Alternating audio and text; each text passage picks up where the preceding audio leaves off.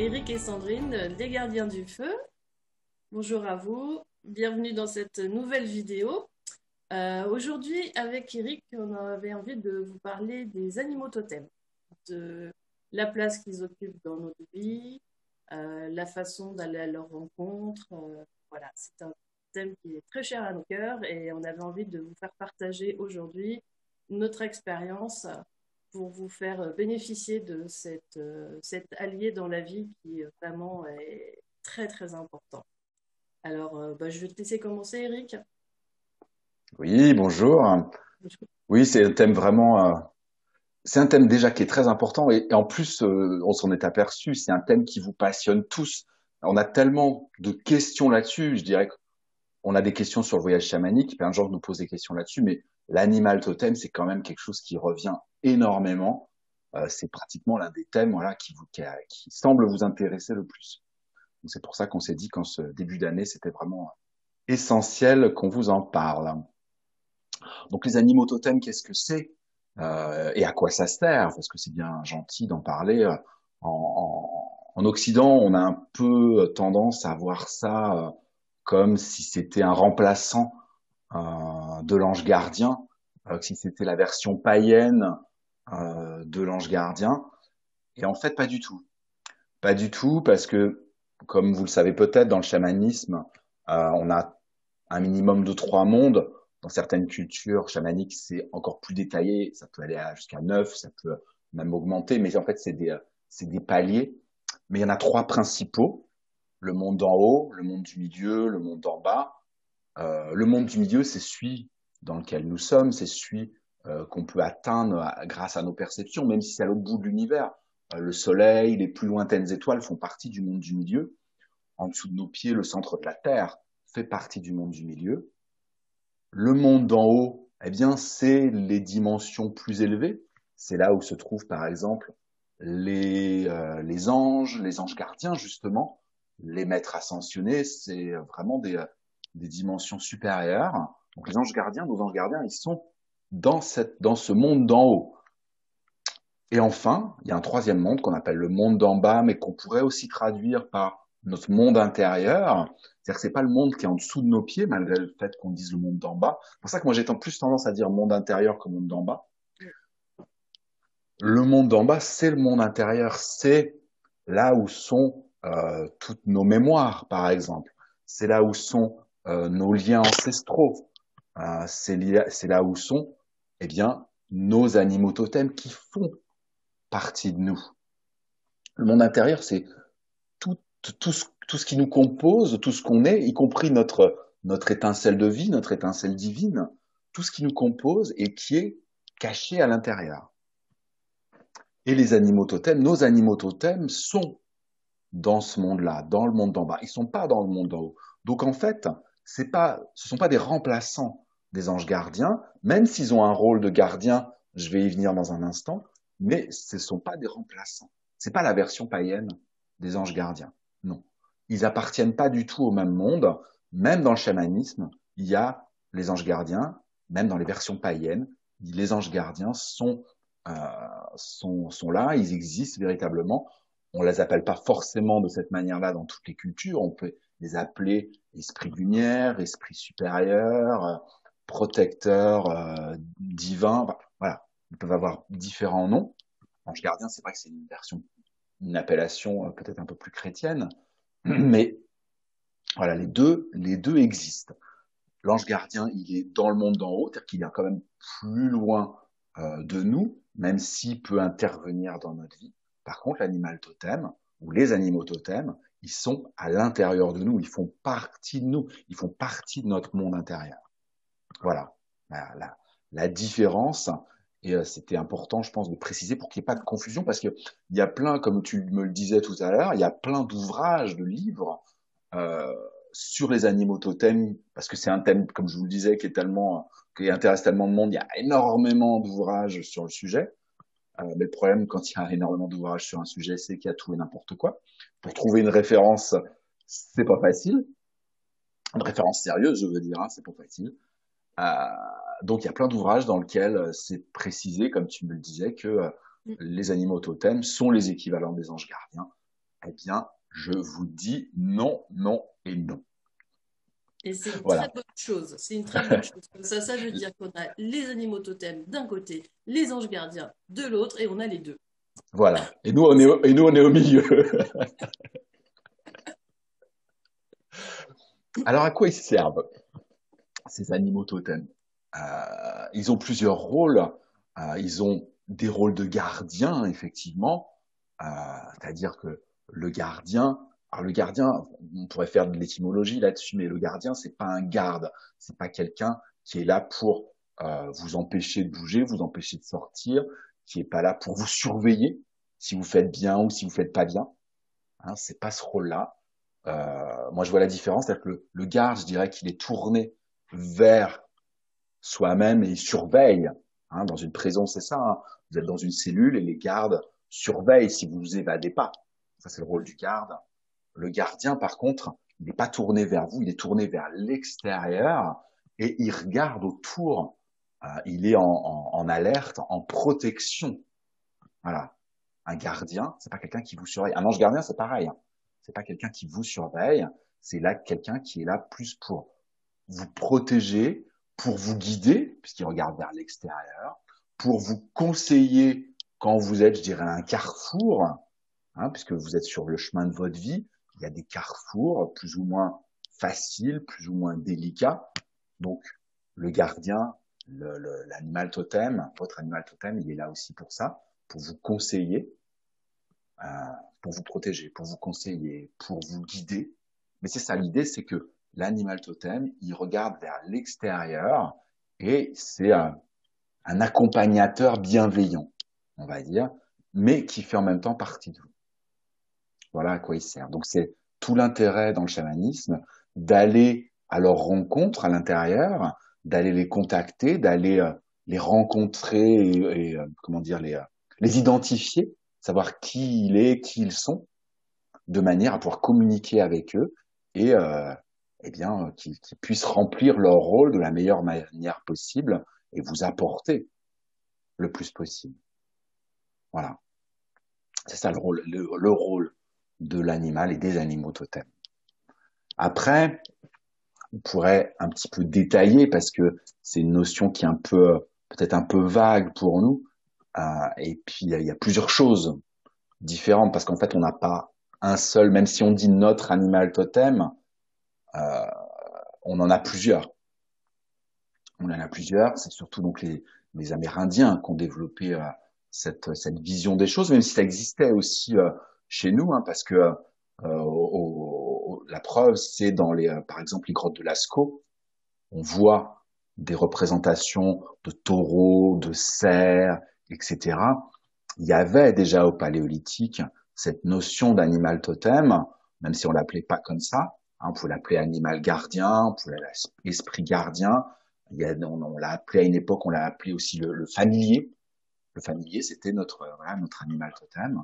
Donc ça date depuis très longtemps et ça fait pas partie que de la culture amérindienne, mais également de la nôtre. Euh, et donc il y a plusieurs. Voilà, c'est là que je voulais en venir. Il y a plusieurs animaux totems. On a chacun plusieurs animaux totems. La première chose qu'on a, euh, c'est quand on arrive dans cette vie, dans une famille, c'est qu'on fait partie, selon cette tradition-là, on fait partie d'un clan.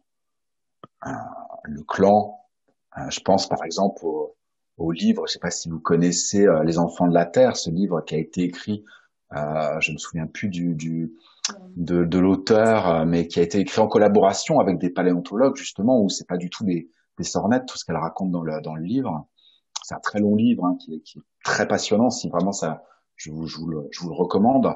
Et le premier tome s'appelle Le clan de l'ours des cavernes et parle beaucoup des animaux totems justement dans ce livre et avec beaucoup de justesse et faisant partie de notre culture justement. Eh bien, donc le clan de l'ours des cavernes, donc toutes les personnes de ce clan ont le même animal totem parce qu'ils font tous partie de la même famille. Donc vous avez tous un premier animal totem quand vous arrivez dans cette vie, dans votre famille, c'est l'animal de votre clan, c'est le clan dont vous faites partie. Cet animal totem, il est transmis par la mère. C'est-à-dire que chacun d'entre vous, vous avez le même animal totem de votre clan qui est le même que celui de votre mère. Voilà. Alors ça, si vous ne savez pas justement euh, quel est votre animal, à quel clan vous appartenez, ça peut être intéressant. Voilà, c'est sûr que vous pouvez aller rencontrer en voyage chamanique, mais ça peut être intéressant d'essayer de penser à votre mère et de voir quel animal dont elle se sent-elle plus proche. On en a parlé il n'y a pas si longtemps, hein, Sandrine, par rapport à moi, par rapport à toi, puisqu'on s'est rendu compte en fait qu'on faisait partie du même clan, même si on porte pas le même nom, mais en fait on fait partie du même clan parce que, eh bien, voilà, notre lignée à chacun, notre lignée maternelle a le même animal totem. L'animal de mon clan, moi, je fais partie du clan de la chouette, et on s'est aperçu il n'y a pas très longtemps que Sandrine et moi, on avait le même. Et c'est vrai que depuis que tu sais ça, t'as eu plein de clins d'œil Oui, de la vie par rapport à ta maman. Tu peux peut-être nous tout en à dire un fait. peu plus pour que chacun puisse un peu comprendre de quoi il s'agit et que ça puisse l'aiguiller. Alors c'est vrai que on s'en est rendu compte effectivement il y a pas longtemps au cours d'une discussion qu'on avait Eric et moi et on parlait beaucoup des animaux totems et à un moment donc Eric me pose la question mais alors ta maman qu'est-ce qu'elle aime bien comme animal? Moi tout de suite je dis bah les chats et puis Eric me dit ben t'es sûr les chats? Et là je commence à réfléchir et là je me dis ah mais si il y a un truc j'ai jamais compris pourquoi mais ma mère elle a plein de petites statuettes de chouettes je comprends pas parce que même le jour où je lui ai posé la question elle m'avait dit bah, je sais pas j'aime bien je trouve ça Oui, joli même elle comprend pas en fait. ma mère en plus elle est pas du tout pas du tout branchée là-dessus mais voilà elle a ce lien privilégié Eh et oui. Et en fait, je me suis rendu compte que moi-même, dans mon quotidien, eh bien, il y avait plein de choses qui me ramenaient à la chouette. Je me suis souvenu d'un cadeau qu'on m'avait fait au moment où j'ai eu donc, mon initiation de druidesse. On m'avait offert la représentation d'une chouette sur une pierre. Et quand on me l'a offert, j'ai pas compris du tout. C'était un Ouais. cadeau, je l'ai pris comme un cadeau. J'ai pas imaginé, je peux aller voir plus loin en fait à ce moment-là.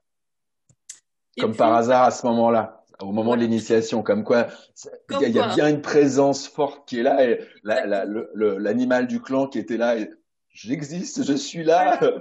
prends connaissance de qui je suis.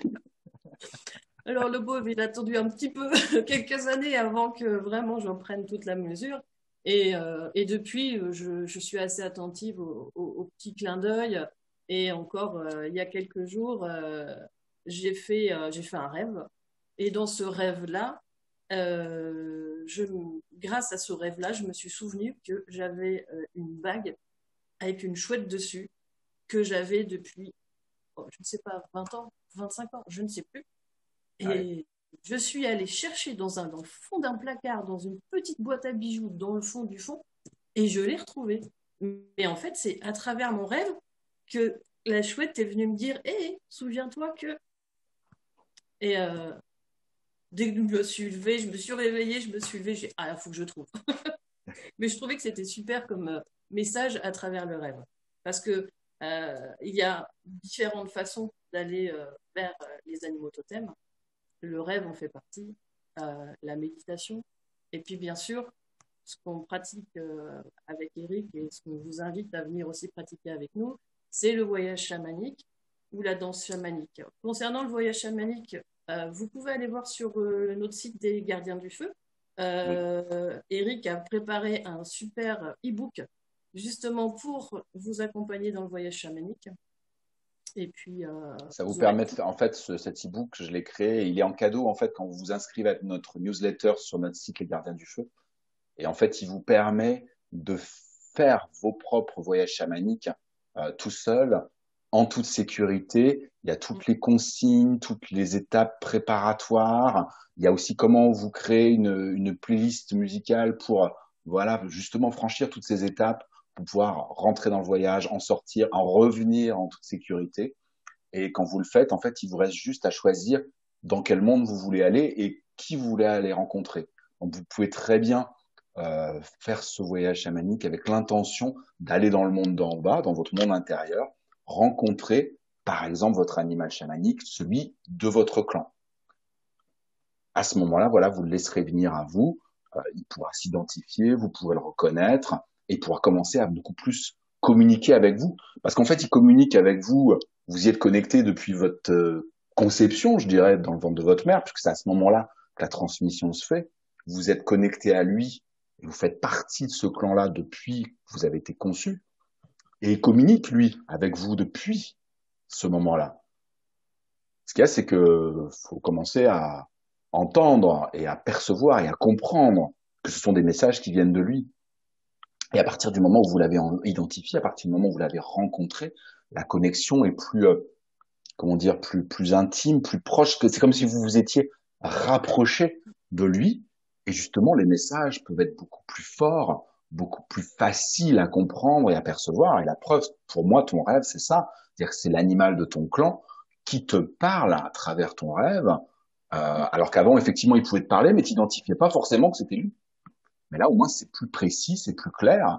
Et puis, en plus, il précise que c'est lui, c'est lui, c'est lui, et que en fait, bah, il peut être aussi enfin, je sais pas si tu le mets à ton doigt maintenant, mais en fait, il peut être sur toi. Ah, voilà, il peut être sur toi maintenant, voilà, en permanence. Donc, c'est une façon de te dire que je peux et je veux t'accompagner encore plus, être plus proche de toi, Tout à fait. et encore mieux te protéger, et que tu fais vraiment maintenant partie de ce clan de façon vraiment intègre.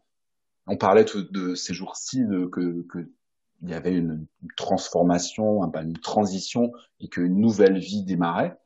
Et je pense que c'est le fait de enfin être intégré au clan de sa propre famille, euh, de le savoir, de le ressentir, de le vivre, c'est aussi une façon de démarrer une nouvelle vie sur de nouvelles bases, plus saine, plus claire, plus évidente. Oui, oui, oui, tout à fait. Et comme tu disais tout à l'heure, cet animal-là passe par la mer. Donc, Mm. c'est passé effectivement par ma mère. Et du coup, après, moi, je le transmets à mes fils. Et Oui, c'est vrai ah oui, puisque que, tu es leur mère. voilà. Et je vois que depuis que j'en ai parlé, donc, bah, à celui qui vit encore avec moi, je lui ai expliqué cette transmission et cet animal totem. Ça a ouvert chez lui des perceptions qu'il n'avait pas encore. Et je vois vraiment un changement chez lui. Alors, du coup, ça va se manifester dans la vie en étant dans la forêt en train de se promener et d'un seul coup, il y a un rapace qui passe devant nous. Voilà, moi, c'était quelque chose qui m'a, enfin, c'est quelque chose qui m'arrive très, très, très souvent. Et je me suis rendu compte qu'à partir du moment où je lui avais expliqué, que je lui avais transmis ça, il a eu cette ouverture qui a Ouais. permis aussi voilà, que ça vienne vers lui et qu'il l'intègre. Et c'était vraiment, c'est vraiment, vraiment très, très chouette, hein. Chouette, pardon. Et oui, bien sûr. Et ben oui, ça a renforcé sa connexion avec la prise de conscience. Ouais. Ah oui, oui, oui. Bien Et sûr. c'est vraiment précieux hein, de pouvoir opérer Complètement, complètement. cette transmission-là. C'est très, vraiment Bah, il y a très. la transmission, puis cette notion de clan, bah, parce que moi euh, Tout à fait. j'ai pas été surpris quand on s'est rendu compte qu'on faisait partie du même clan, mais écoute, enfin, les gens qui nous connaissent, ils savent bien, ça fait 25, au moins 25 ans qu'on se connaît. Mm. On a toujours eu l'impression de faire partie de la même famille et d'être frères et sœurs, alors qu'en fait, on ne fait pas du tout partie de la même famille. Mais on n'avait pas conscience, on n'avait pas cette connaissance qu'en fait, on faisait partie du même clan. Et c'est chouette d'avoir mis ça en lumière et d'avoir enfin compris pourquoi elle se ressentit. Il y a peut-être d'autres choses, hein. Voilà, on peut parler des liens karmiques, des mémoires karmiques, etc. Euh, de tout ce qui est psychologique aussi peut-être. Mais en tout cas, on fait au niveau chamanique, on fait partie du même clan. Et ça, c'est très important pour en tout cas pour les Amérindiens. Nous, on l'a un peu oublié, même si ça fait partie de notre culture. Mais les Amérindiens, quand ils savent qu'ils font partie du même clan, ou qu'ils se trouvent dans n'importe quelle tribu, dans n'importe quel État des États-Unis ou au Canada, où est-ce qu'ils se trouvent, où qu'ils se trouvent, dans un village, ils arrivent s'ils savent qu'il y a des gens de tel clan qui sont pas du tout de leur famille, qui sont pas du tout de leur tribu, mais qui font partie du même clan, eh bien, ils vont être accueillis comme des membres de la famille. Ça, c'est génial. C'est génial parce qu'ils font partie à un niveau subtil du même clan. Donc ça, c'est le premier animal totem, c'est celui de votre clan. Après, il y en a d'autres, mais celui-là, c'est celui de base. Mais quand on parle quel est votre animal totem, en général, c'est pas de celui-là dont on parle, c'est d'un autre. Ça, c'est celui de votre clan, c'est celui de votre lignée maternelle, c'est celui de votre famille. Celui-là, il va pas changer. C'est-à-dire que du moment de votre conception jusqu'à votre mort, il va pas changer. Vous les femmes, vous allez le transmettre à vos enfants et il changera pas. Ce sera toujours le même. C'est l'esprit gardien de votre clan. C'est-à-dire qu'il protège le clan, il guide le clan, il conseille le clan et tous les membres du clan. C'est son rôle. Après, dans la tradition amérindienne, il y a aussi les animaux totems protecteurs. Et ça, ils font partie de nous, mais ils sont aussi autour de nous, on pourrait dire dans notre aura. Euh, C'est-à-dire qu'on a un animal totem devant, on en a un derrière, on en a un à gauche, on en a un à droite, et on en a un au-dessus et on en a un au-dessous. Un peu comme les facettes tout autour de nous qui nous protègent. Alors en fonction, on va pas détailler aujourd'hui, mais en fonction de si c'est au-dessus, en dessous, à droite, à gauche, devant, derrière, ils n'ont pas le même rôle, ils n'ont pas la même symbolique. Et je vous invite pour ça, je vous mettrai en dessous l'ouvrage d'un Amérindien qui est excellent là-dessus et qui est vraiment quelqu'un de culture amérindienne qui a les deux pieds dans la racine, enraciné dans la culture chamanique. Et vraiment, voilà, son enseignement est digne de confiance. Il y a pas d'ânerie dans cet ouvrage. Donc, je vous le conseille pour en savoir plus. Et vous pouvez aller, voilà, en voyage chamanique, euh, en méditation, laisser venir en rêve, etc., pour les identifier, ces 6 animaux totems. Mais ça, c'est des protecteurs. C'est pas la même chose que le clan. Ils vous protègent vous. C'est-à-dire que c'est déjà plus vous. Ils n'ont rien à voir avec votre clan. Ceux-là, ils peuvent évoluer au fur et à mesure de votre vie en fonction de vos besoins et de vos changements intérieurs. Voilà. Bon, je vais pas en dire plus sur ces 6-là, mais si vous voulez plus, voilà, allez découvrir avec Aigle Bleu qui a écrit cet ouvrage. Enfin, pour finir, il y a celui qu'on appelle l'animal totem, votre animal totem, et là qui a vraiment rapport avec vous. C'est l'animal qui est votre esprit gardien à vous, personnellement, qui est là pour vous protéger, qui est là pour vous guider, qui est là pour vous conseiller, et qui est à l'image de qui vous êtes, en tout cas dans cette vie. Dire que il a des traits de votre personnalité, aussi bien de votre personnalité extérieure que de votre personnalité intérieure, et il est là pour vous aider dans votre vie, vous accompagner et vous aider petit à petit à vous rapprocher de qui vous êtes en fait à l'intérieur de vous-même, dans le fond, à l'intérieur de votre cœur, parce que qui vous êtes à l'intérieur, au fond de votre cœur, c'est au-delà de tout ce que vous avez pu, de votre éducation, de vos programmes, de vos conditionnements, de comment vous avez grandi. C'est qui vous êtes au niveau de l'esprit, au niveau de l'âme et au niveau de l'esprit. Et votre animal totem, votre esprit gardien à vous, il est là pour vous accompagner, pour aller de plus en plus vers qui vous êtes. Alors justement, cet animal totem, au fur et à mesure de votre vie, en fonction de vos choix, en fonction de votre évolution, en fonction de vos différentes prises de conscience, en fonction des différentes étapes de votre vie, il peut changer. C'est-à-dire, vous pouvez très bien, je dis n'importe quoi, vous pouvez très bien, enfant, avoir le sanglier comme animal totem, et puis, au moment de l'adolescence, votre animal totem, ça peut devenir un cerf, et puis, si vous faites des choix par rapport à différentes choses dans votre vie, que vous choisissez de faire tel métier, d'aider, etc., vous pouvez avoir un animal totem qui va plus vous aider pour ce que vous avez envie de faire, plus pour vous aider à être plus qui vous êtes. Donc ça peut évoluer, ça peut devenir, je ne sais pas moi, une panthère, ça peut devenir un lynx, ça peut devenir un ours, Voilà. Et ça va, au fur et à mesure de votre vie, votre animal totem, votre esprit gardien, il évolue et il peut tout à fait changer. D'où l'intérêt d'aller vous connecter avec lui, d'aller communiquer avec lui, parce qu'au moment où il va se transformer, où il va changer, où il va être remplacé, eh ben, ça correspond à des périodes clés dans votre existence. C'est pas pour rien qu'il va changer, qu'il va se transformer.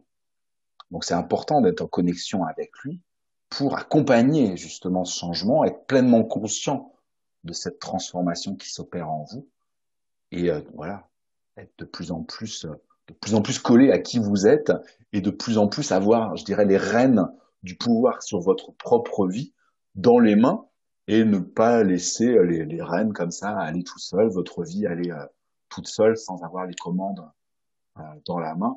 Moi, j'adore la comparaison de Tony Robbins, qui a rien à voir avec le chamanisme, mais avec une rivière et les chutes du Niagara, c'est-à-dire que vous êtes dans votre vie, vous êtes dans une barque sur une rivière, vous pouvez très bien laisser la rivière décider pour vous. Il y a des rames dans cette barque, et vous pouvez très bien décider de pas les prendre. Quand il y a la rivière à des carrefours, bah, vous laissez le courant vous emporter. Et vous pouvez très bien finir par tomber comme dans les chutes du Niagara, parce que voilà, vous n'aurez pas à aucun moment pris la rame dans les mains et décidé voilà de vraiment faire ce que votre cœur vous dicte, vous rapprocher de vous et vraiment faire des choix conscients. Mais vous pouvez à un certain moment voilà prendre les rames et dire voilà moi mon cœur il veut aller là, mon rôle c'est de faire ça, mon âme elle a envie de faire ça, mon esprit s'est incarné dans cette vie pour ça. Vous prenez les rames et voilà. Ça c'est pas évident là, on pourrait refaire une vidéo là-dessus, la notion du lâcher prise, parce qu'il y a beaucoup de gens qui pensent que lâcher prise justement c'est lâcher les rames et se laisser porter. Ça c'est vrai quand on est connecté à l'esprit et qu'il n'y a plus rien d'autre, que le mental est plus là, que les autres n'interfèrent plus. Voilà, on se laisse porter par l'esprit. À ce moment-là, on peut lâcher les rames. Mais tant qu'on n'en est pas là, les rames, on en a besoin. On en a besoin, sinon on va finir au chute du Niagara. Et l'animal totem, voilà, communiquer, se connecter avec votre animal totem, c'est faire ce qu'il faut pour être plus fort dans votre vie, être plus stable, plus conscient, avoir des conseils, de la guidance, Mm. de la protection. Mais aussi, voilà, moi, j'insiste là-dessus, c'est aussi prendre les rênes du pouvoir, pas les rênes du pouvoir sur les autres, mais les rênes du pouvoir sur vous-même, sur votre vie, et, euh, et petit à petit, voilà, que ce soit votre cœur et l'esprit qui prennent les rênes du pouvoir sur votre vie. Mais ça, faut, voilà. Là, c'est là le vrai lâcher prise, c'est arriver à lâcher le mental pour que ce soit le cœur et l'esprit qui prennent les rênes. Mais en attendant, vous pouvez aider ce mouvement-là. Voilà, j'ai beaucoup parlé, je suis désolé, mais j'avais beaucoup de choses à vous dire et à vous transmettre. C'est un sujet tellement Ouais. passionnant, Ah les oui, oui. animaux totems. Mais voilà, l'animal totem, c'est celui-là. Quand on parle, quel est votre animal totem? C'est le vôtre, votre esprit gardien. C'est lui. Et celui-là, c'est le vôtre. Tout à fait d'accord avec toi. C'est vrai que c'est un sujet qui est passionnant et on peut en parler pendant des heures. C'est cette rencontre avec l'animal totem, c'est quelque chose qui est tellement intense et Ouais, qui amène vraiment mais, tellement de messages. Plus vous allez être attentif, avoir votre cœur ouvert, vous allez voir ce qui arrive en fait. Ça donne quelque chose de magique. Euh, c'est vraiment une façon d'être impliqué complètement dans la façon voilà, de mener votre vie, votre barque. c'est ça. Ouais, C'est exactement ça. les messages qui nous amènent, vraiment, c'est précieux. Il y a beaucoup, beaucoup de choses. Et c'est toujours pour le mieux, pour nous, pour qui on est vraiment. Complètement. Les messages et puis la force, hein, parce que il y a des moments dans la vie où on n'est pas bien, où on peut se sentir affaibli par les événements, par les émotions, par les différentes choses. Si on va se connecter justement à notre animal totem et même à notre clan ou aux six qui sont autour de nous, voilà, on récupère une énergie, une puissance et une force qui nous permettent d'être debout et d'avancer. Il y a vraiment, voilà, ils ont énormément d'énergie, et je parle même au niveau physique, hein, au niveau mental, au niveau émotionnel, au niveau spirituel, certes, mais ça va jusque dans la matière. Chamanisme, c'est pas quelque chose que dans l'esprit, c'est vraiment un lien avec la terre, avec la matière, et vraiment, c'est aussi pour ça qu'ils font partie des animaux, ils font partie de la terre, ils font partie du monde d'en bas, et ils ont vraiment une puissance, même physique, à nous transmettre. Et on en a besoin. On en a besoin pour avancer, parce qu'il faut être stable et solide, hein, parce que c'est pas facile d'avancer sur ce chemin-là et de tenir les rames, comme je le disais.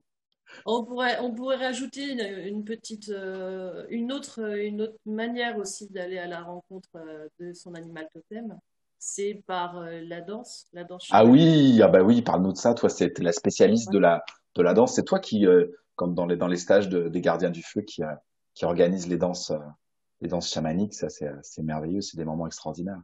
Ah, là, tu parlais de la matière et de l'incarné. Ah oui, voilà. Par la danse, bon, là, on va pas vous détailler le processus pour arriver, enfin, les différentes étapes, vous viendrez le faire avec nous.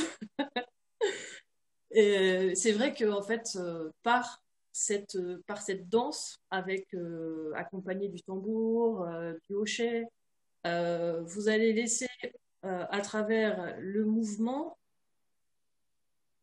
faire ressortir cette part de cet animal qui est en nous, et vous allez pouvoir laisser exprimer. Et là encore, je vais dire c'est magique, mais c'est vrai que quand on est dans cette danse-là, au son des tambours, et qu'on on laisse venir à nous, on laisse la connexion s'établir, on ressent quelque chose dans le corps, en fait. Et on n'est pas sur je danse joliment, je fais un joli pas, il faut que ce soit élégant. Pas du tout, du tout, du tout. Et en plus, bon, moi je suis danseuse, donc je vous assure que c'est pas, autrement difficile, on va dire ça. Mais c'est vrai que cette puissance qu'on sent monter en nous, dans le corps, quand on est entouré par tous les gens qui sont, tous les musiciens autour, avec les tambours, on est avec le hochet et on danse, c'est vraiment une manière voilà, de rencontrer son animal, de le laisser s'exprimer à travers le corps, et on l'ancre d'autant plus dans le physique. C'est pas que un truc.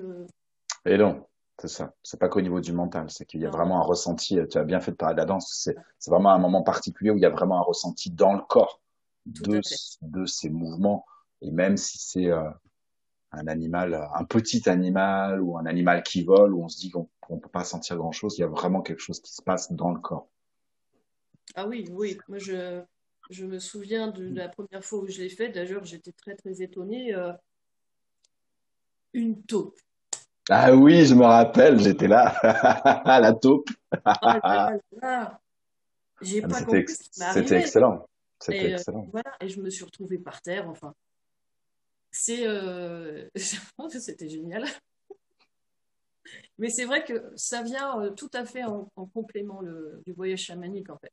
Complètement. Et on Comme tu fait l'as dit, c'est une manière de l'ancrer dans le corps. C'est très tout à bien dit. fait. Et c'est vrai qu'on est sur les deux quand on est en formation au stage.